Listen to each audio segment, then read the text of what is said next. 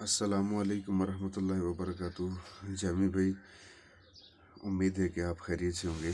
जी माशाल्लाह, ये Californian female जो आपसे एग्रीमेंट पे लगी है, आज इसने बनिस दे दी है माशाल्लाह। 9 बनिस दी इसने। आपको नेस्ट बॉक्स के अंदर जाके मोबाइल ले जाऊंगा, चेक कराऊंगा। ये माशाल्लाह मैंने गिने 9 बनिस हैं और वेरी हेल्थी एंड एक्टिव है ना, सारे के सारे।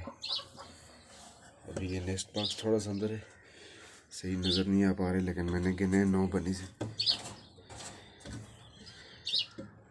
ये एग्रीमेंट पे आपसे ली गई माशाल्लाह। इसने मेरे पास तो फर्स्ट ब्रीड की है, और ये न्यूजीलैंड वाइट वाली ये प्रेग्नेंट है, 15 दिन की।